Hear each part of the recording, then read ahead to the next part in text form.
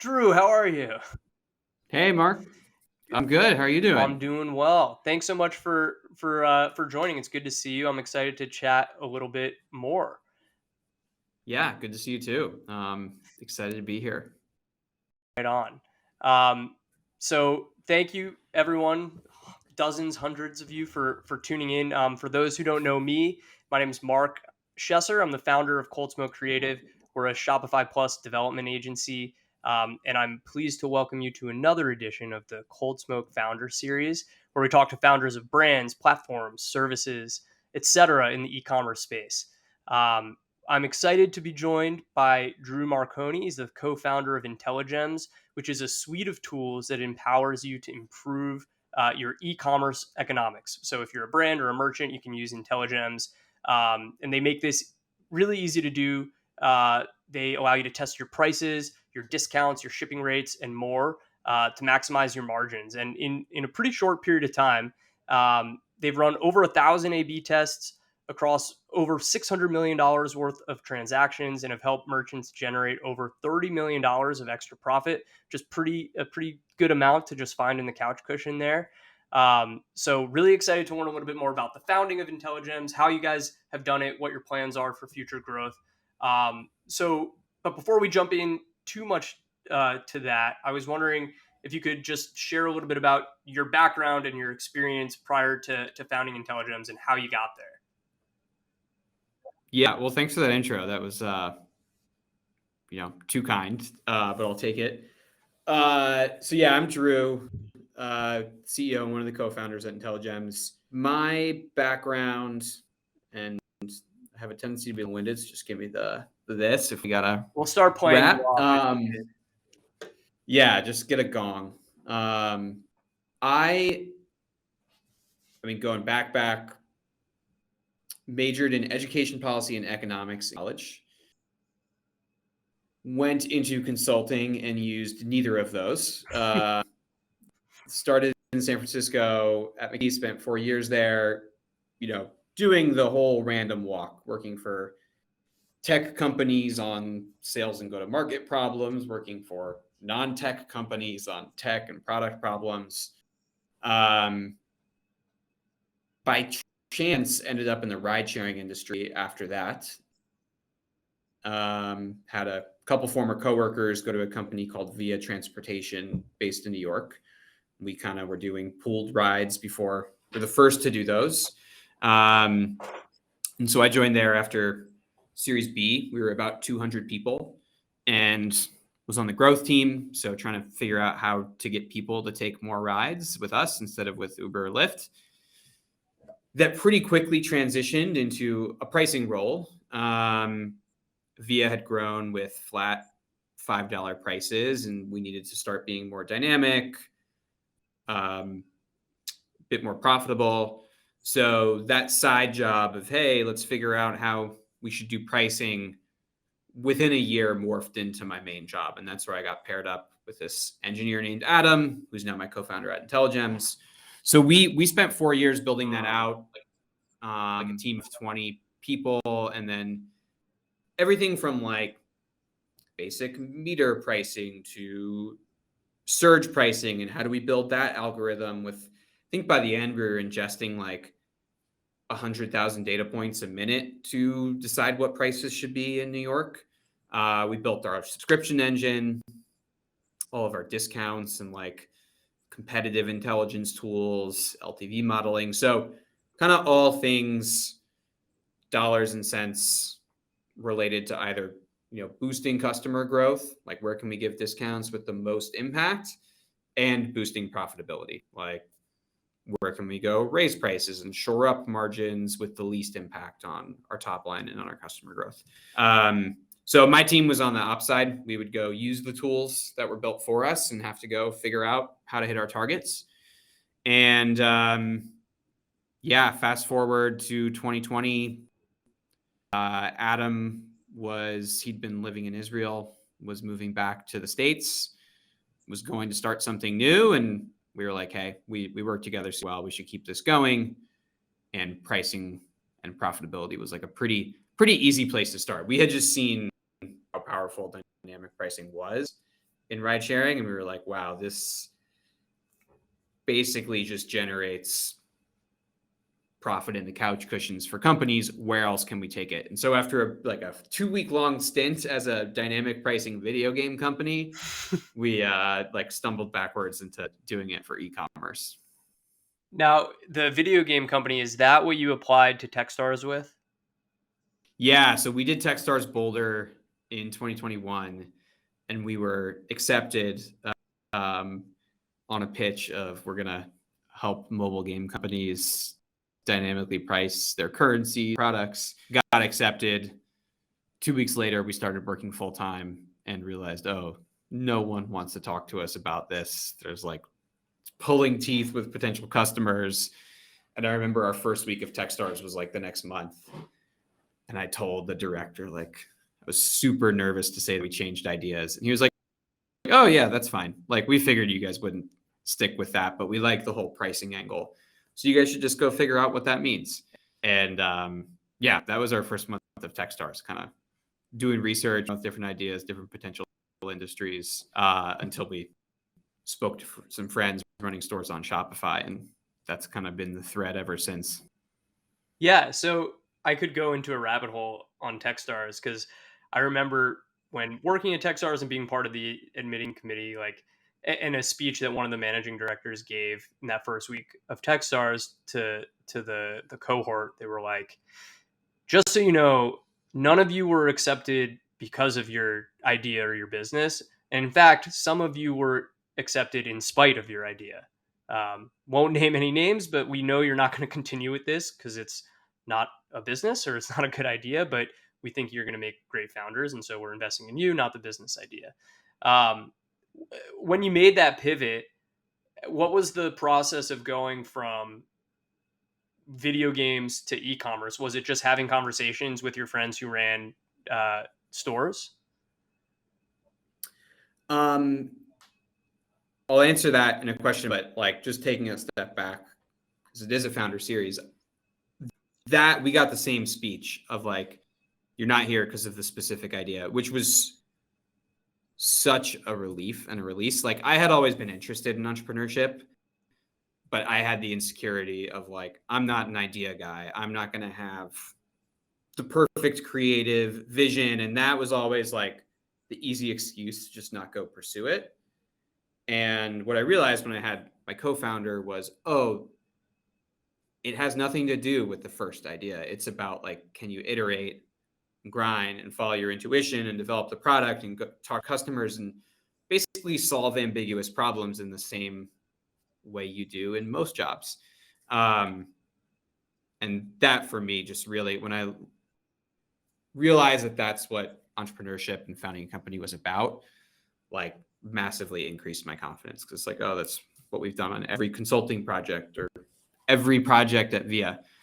So anyway, that's one big learning from my couple of years doing this. On the transition from video games to Shopify, it was pretty clear pretty quickly that dynamic pricing for video games, it just wasn't the right company for us to start. That market is really consolidated. Like there's a million different game developers, but there's like 12 companies making probably 70% of the revenue. And those companies are engineering first. They're very much build instead of buy. So that was one problem. Not a huge swath of customers to sell to. And as new founders, you know, tough bet to go spend 12 months trying to get a pilot with one of these companies. Second, like kind of an insular industry, like we were seen as outsiders and it was very hard to get people on the phone. That could not be more different in e-commerce. Like we have just loved the like kindness and generosity and openness to new ideas in the space. And then the third issue with gaming, I think was we realized we didn't care that much ultimately. Like I'm a gamer. I love my console games, but there's something somewhat casino-ish and like just mindless about purchases on mobile games in particular and in-app purchases. And we were like, oh, like, do we really want to like work on this for Right. 10 years? And again, very different feeling in e-commerce. It's like, oh, cool. You develop this new product and have an amazing story for why you have a better version of brownie batter and cake batter that is like vegan and eco-friendly, and you're trying to bring that into the world, and we can help make that happen. So those were the reasons we turned elsewhere. And yeah, we had some old coworkers who were running brands, and we just were chatting and asking how they set prices. We heard a lot of like, well, our investor said we need 70% or 65% gross margins. And then, yeah, did this on a couple of price points and haven't touched it for 2 years.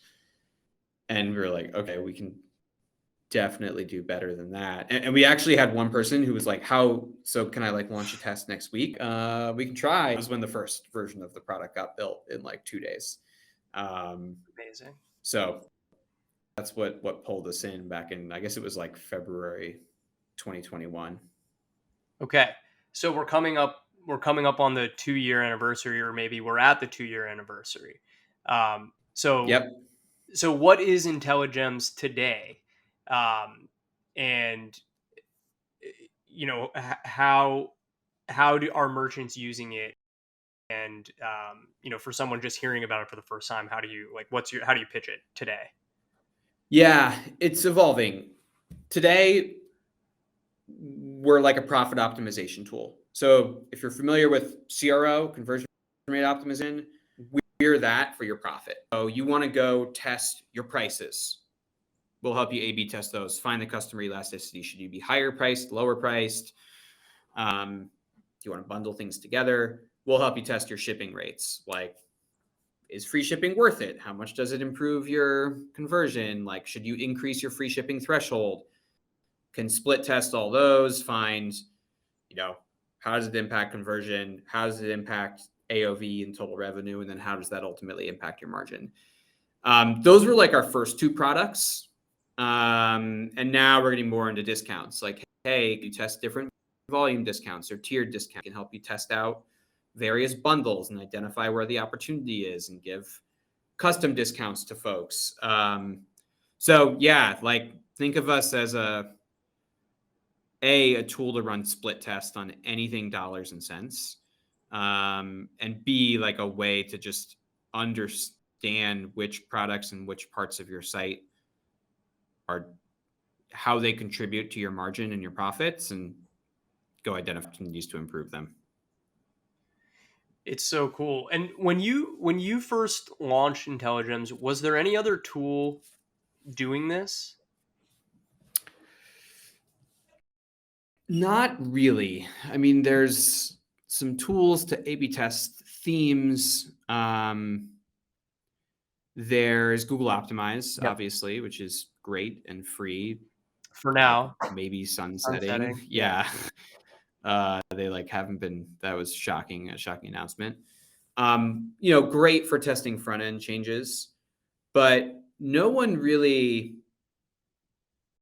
like, the technical challenge we overcame was it's one thing to test something totally client side, like should it be red or green button, or like this banner versus that banner, but going and linking that with a checkout to then change the price if I showed you $50 instead of $40, to change the shipping rate if I showed you free shipping over 75, linking those full stack.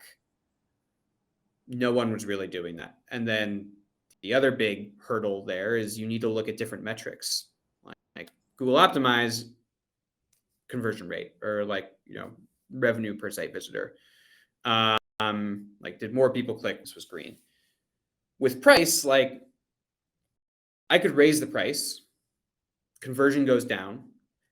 There is a world where even revenue could stay flat or go down, but because I raised the price, my margin percent on those products are higher, and I'm making more total profits despite the fact that there's a lower conversion rate and maybe flat revenue. So like the analytics, we realized pretty quickly, have to be different, whole different method of calculating stat sig. So yeah, we knew a lot about price testing from our old jobs, but figuring out how to bring that to the e-commerce environment was about a year of work. Yeah, well, I imagine not just from a product perspective, you're having to, um, analyze and look at different metrics, but there's also probably like a customer education component because I could see, Yep. you guys running a test and revenue's flat, conversion rate goes down, and you're saying to them, "Oh, this is great! Like you've increased profits," but from everything that they're looking at, it's like, no, revenue's flat and our conversion rate went down. So how, from both from like a messaging standpoint to your clients as well as like product marketing and product education, how have you addressed that?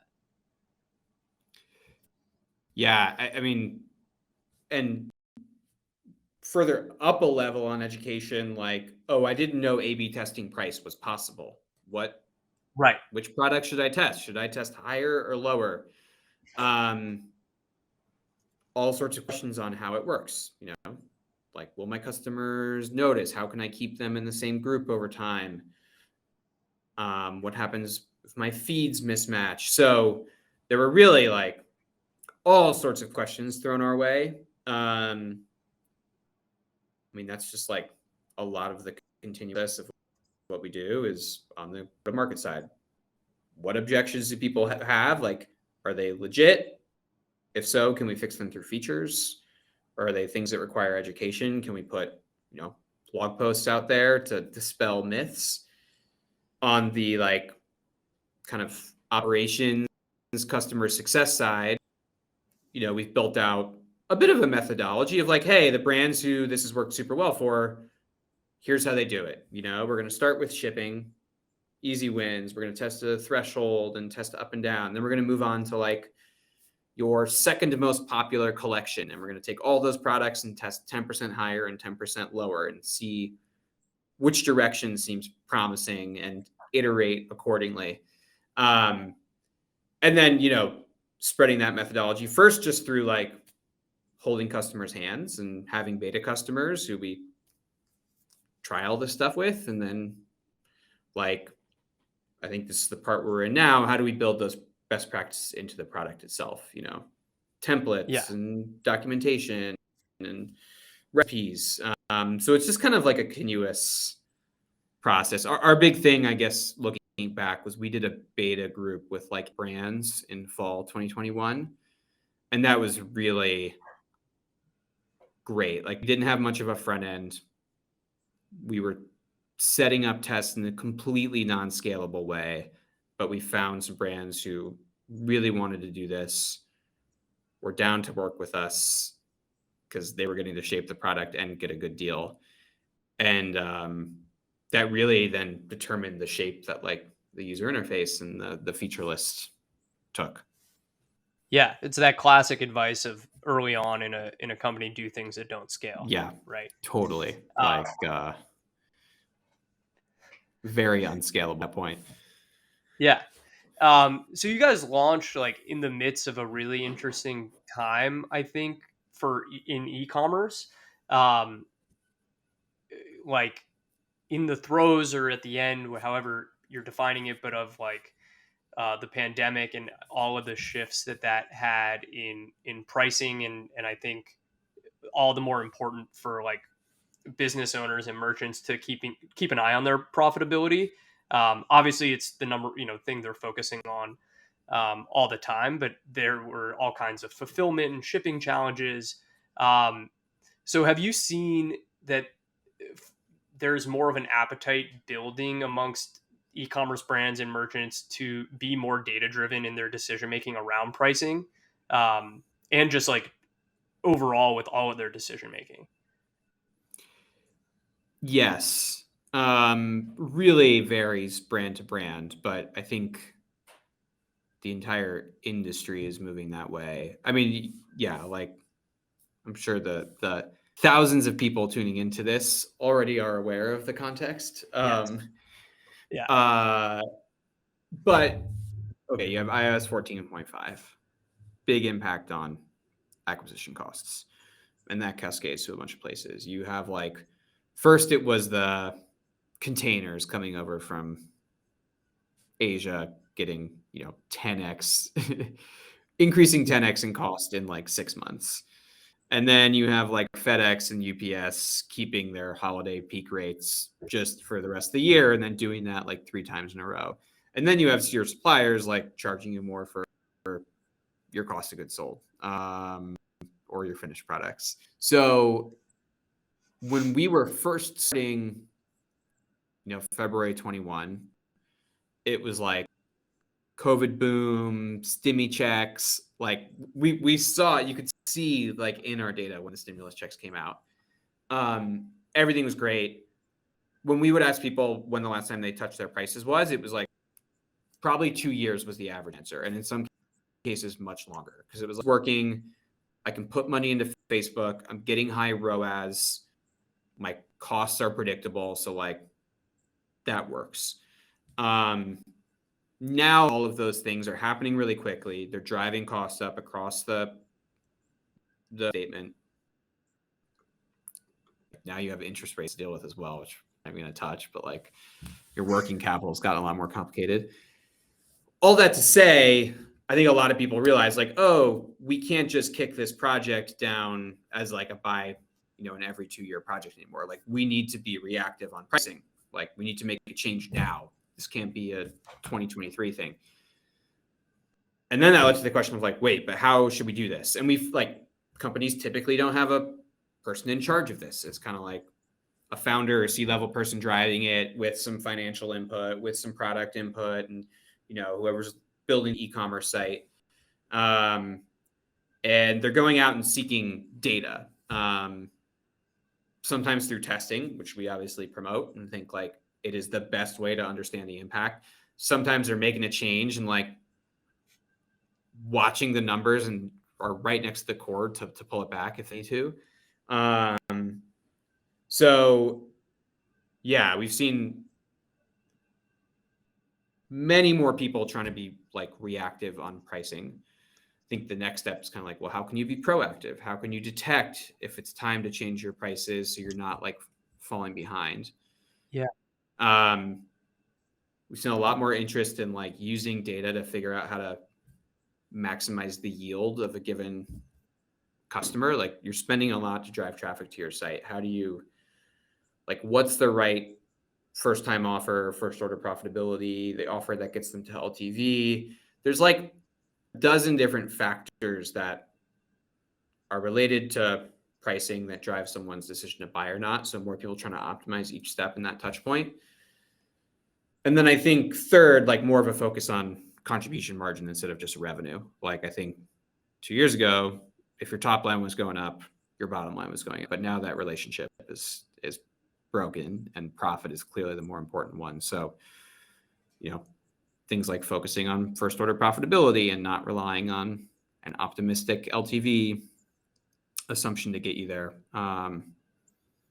So yeah, I mean, it's helpful for us. We like, it's kind of fortunate timing that all these things came to a head as we were launching, but that's also why we've casted this broader net into like profit optimization. Like a lot of these brands, both from expertise, tooling, experience, are just kind of starting from zero on how to optimize contribution margin. Yeah.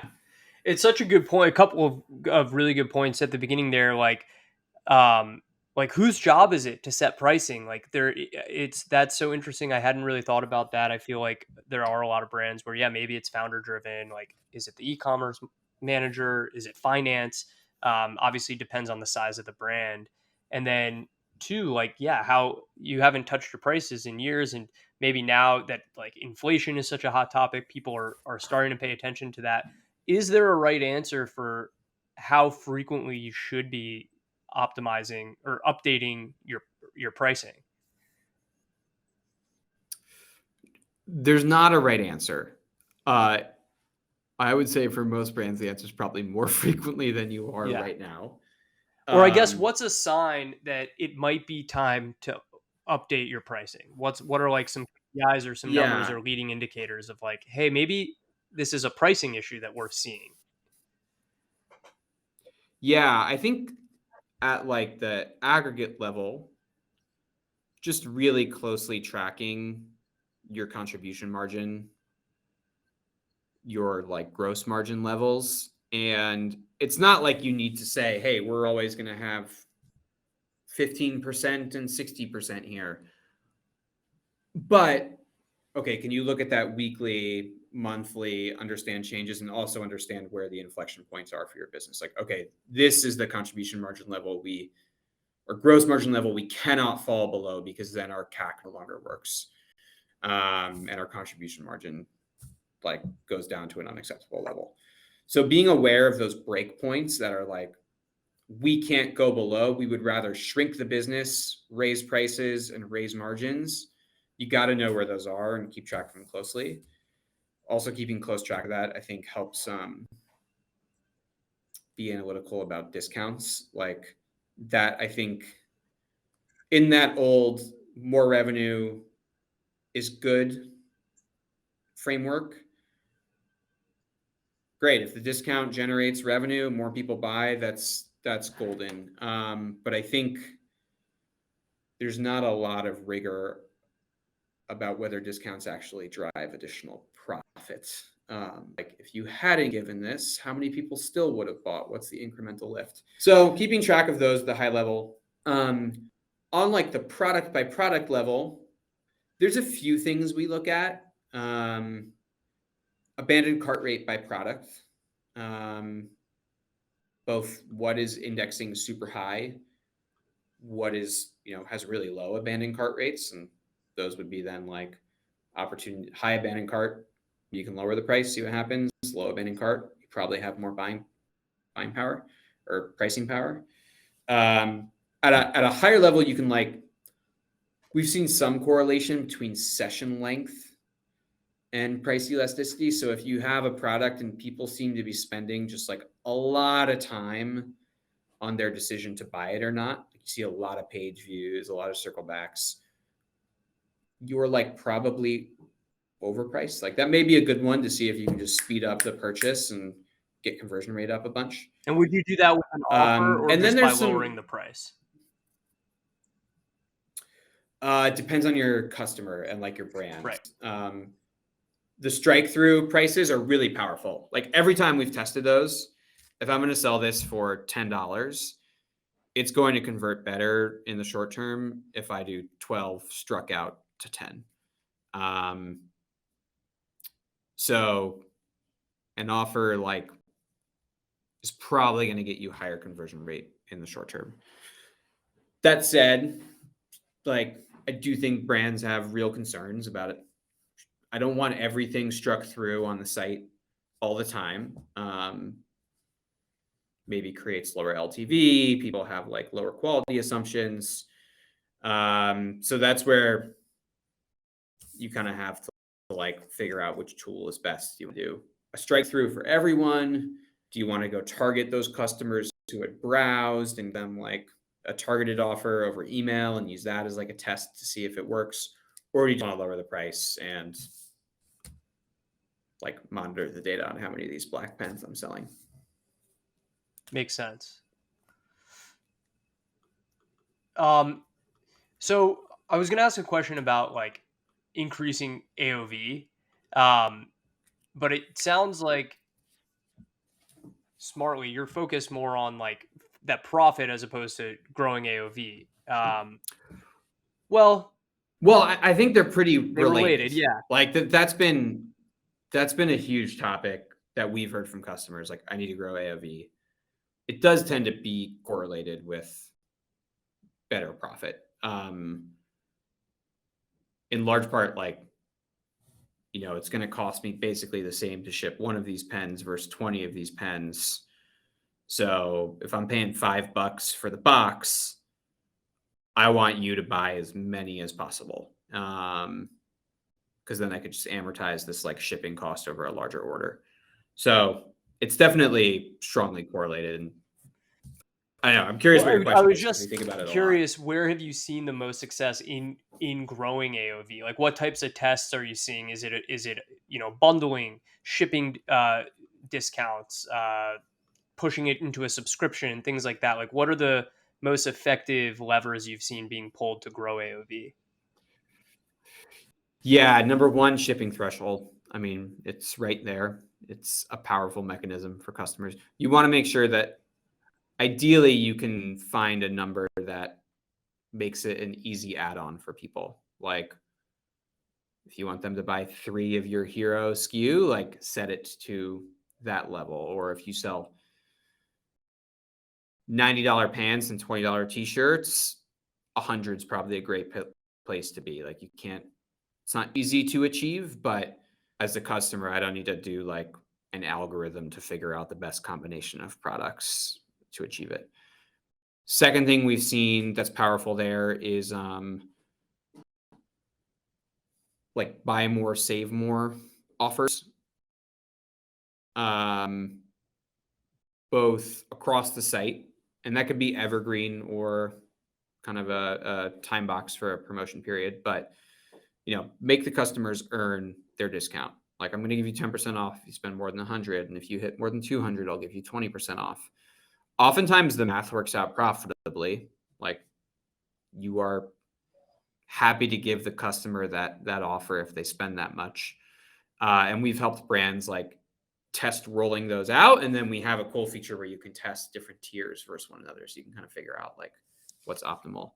Third, then like bundles. So particularly depends on the product, depending on your catalog. Either like I sell t-shirts, here's buy 5, save $20. Buy 3, save $10. And you can kind of like merchandise that super well in the PDP and make someone feel almost a little dumb for not getting more. Or if you have a really like complementary catalog, finding ways to let people like build their own bundle or mix and match complementary items. There, I think merchandising can be complicated. Like you can do a build your own bundle, which is really powerful. We've seen work super well. A lot of custom work. We like are hoping to make that easier for folks this year, but right now those tend to be totally custom. You can have a pre-built bundle page. Are you actually going to commit to driving traffic there? Or like, how are you going to get people to go find that? What we've also seen work well, add-ons in the cart of like, hey, add this. So yeah, shipping threshold, buy more, save more, bundling, though you got to make sure you merchandise it well would be the caveat. And then fourth, just like prices. If you can go find your hero in most sold products and get an extra 5 or 10 percentage points of price, most of that's going to flow down to your AOV. Cool. Great tips. It sort of Yeah. flows well too into another question I had. So saw in a case study that you guys did about integrating with Pagefly and ShipBob to ensure that the customer saw consistent pricing. And regardless of the path through the store. So do you have a favorite pool of Shopify apps or integrations that currently work well with Intelligems and maybe that you're looking to integrate with down the line? Yeah. Ooh, good question. We're always adding to it, so nothing's a no. Cool. But apps that we have been impressed by and integrate with, like on the link page front, Pagefly, we've had a lot of customers using Replo and having good success with them. On the like on-site merchandising things, for volume discounts, we couldn't find anyone that was doing it well. So we built that ourselves. So we actually are a provider of bundling and volume discounts, and we work well with ourselves. Surprise. Rebuy, we really like for, cross sells, upsells, pretty easy to test with, and they're smart carts. And then subscriptions, the new version of Recharge, we actually have found super easy to work with, and like the unified checkout makes it simpler. There's obviously some upstarts. You have Smarter and Skio and Protection. we've done work with each of them, and that's all been possible. It's kind of fun to see all the different features coming out in that space. I feel like the merchants are the one benefiting from a lot of competition. And yeah, on the analytics side, like Peel is a really cool tool, especially for subscriptions, and we have some integration with like their analytics and our analytics. Elevar, if you're dealing with site speed, we've had some customers push our data there, and they do all the tracking on the server side. So that's led to some big speed improvements. Yeah, that's my current list. It's a good list. It's a very good list. And you kind of answered Oh, the follow-up and question. fondue recently we've come across a lot to do like cashback instead of discounts, which has been pretty powerful for first time Oh, offers. cool. Yeah. That is an interesting way of doing doing that. And I've also seen some other ones doing things like like cashback or like funding an account. So giving them Yep. like a savings account up front for the amount of the offer that you would do instead, which I think is an interesting like differentiator from like buy now, pay later, but just moving the marketing budget to a different place. Um, Yep. so you started, or you mentioned there was a feature that you couldn't find anyone doing really well, so you built it yourselves. My next question was going to be: is there an app that you wish existed so you could integrate it with Intelligems? But it sounds like if there was, you'll just build it. Yeah, that's kind of like our MO. We've realized we started out with a super testing centric approach of like, we are going to help you A/B test prices, and then we're going to help you A/B test shipping rates. And that's always going to be core to what we do, both technically and from our expertise and like in how we believe you should optimize things. But what we've realized is there's a lot of like evergreen things stores should be doing, like tiered discounts or these dynamic bundles that have pretty poor tooling. So you're in a position of like download a kind of crappily built cheap app or build it yourself and spend a ton with an agency. And so, yeah, we're trying to peel some of those things off and say, hey, well, we can build this in our framework. So it'll be high quality technically, have all our integrations. Everything's testable and is going to have analytics oriented towards profits. And you'll plug it in. Like, we have to figure out how to market all these and turn that into a Right. cohesive offering. But I think particularly in like the offers and promotion space, there's just a lot of best practices around how you merchandise them, how you set them up, how you can test them and optimize that we don't see out there. And so I think a lot of this year is going to be building out more tooling. You teased it a little bit in the beginning of the conversation, but about maybe potentially where your product and services may be going in terms of like, so you have like the tests that can be run and then the different analytics. um, did I hear you right in that you might be building some sort of like monitoring capability or like the proactiveness, like reminding like, hey, we've noticed these different signals, not necessarily from tests that we're running, but we're monitoring all the time, we're seeing these different signals, here's an insight of update your pricing, or you might have a cohort of customers that would be really reactive to a certain type of offer or that kind of thing. Yeah, totally. I think monitoring those underlying signals around like sessions and products and who bought, who didn't, to give suggestions. Like we have, $600 million of transactions that we've seen as part of tests. So there's a lot of price elasticity data there we can mine.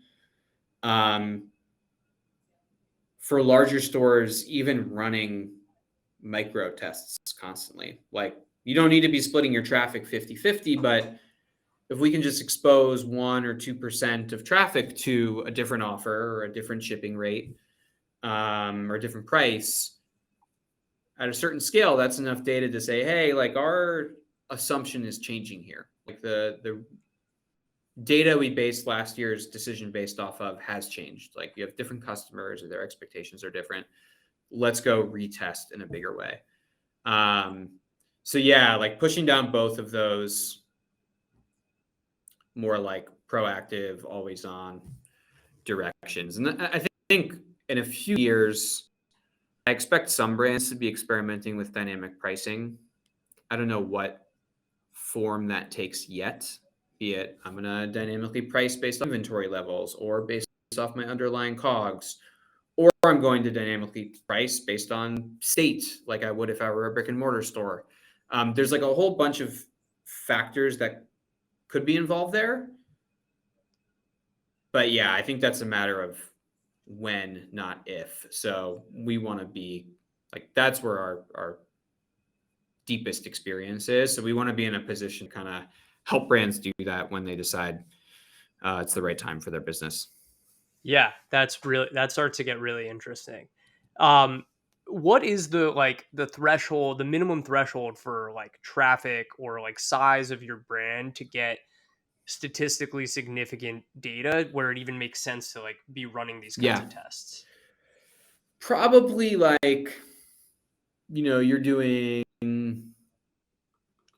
400K a month is like maybe 400, 500 orders every 2 weeks. Like the way that you can't exactly predict how long a test is going to take, but if you're running 3 groups, you're testing a 10% price change, we're probably going to need 600, 700 orders for that test. And we don't like having a test run longer for a month. It's just harder to iterate, and iteration is like where you get the real value in testing because you're learning and applying and learning and applying.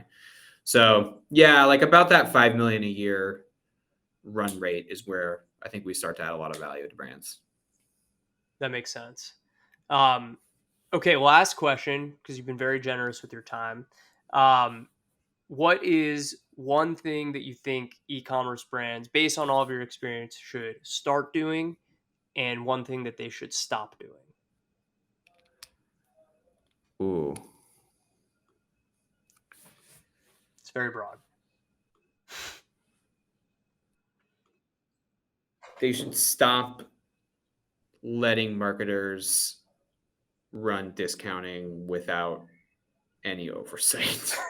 Like, I think though a marketer's job is to grow the top line and get conversions, and discounts are a great way to do that, but they come at a cost. And I think that's often overlooked. I think they should start having a plan for how you're going to address pricing. Obviously, I'd love if every brand in the world tested pricing. It's not for everyone, but you should like quarterly decide, hey, I'm going to have a pricing committee. It's going to be the CEO, the CFO, and the VP of marketing.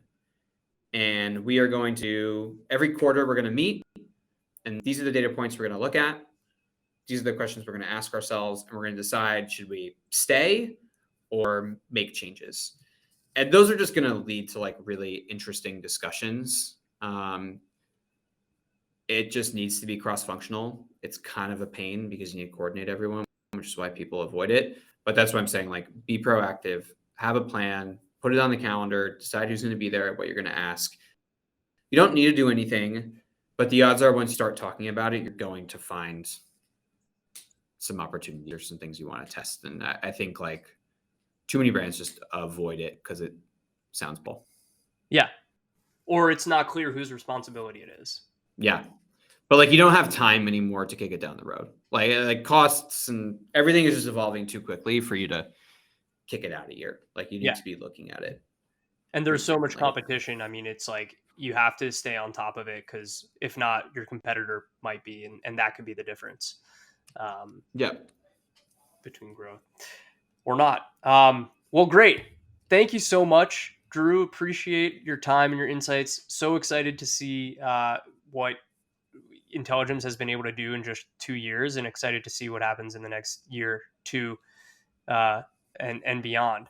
So where, if people are, if anyone's listening, still listening, where can they find more about Intelligems? Should they go to the website, the app store? What's the best place to find you? Yeah, I mean, you can like comment here and I'll follow up with you. Maybe easier.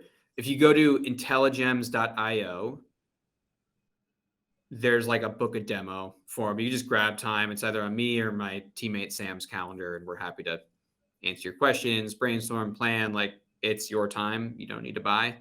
Um, and the website has all the details. Like you can go install from the app store, but website has a lot more information about what we do. Perfect. Intelligems.io. Well, Yeah, thanks so much. Intelligems.io. .io. Boom. Um, Great. Well, thank you so much. Always fun chatting with you, and appreciate you spending some time with us. Yeah, thanks, Mark. Appreciate you inviting me. Anytime. Talk to you soon.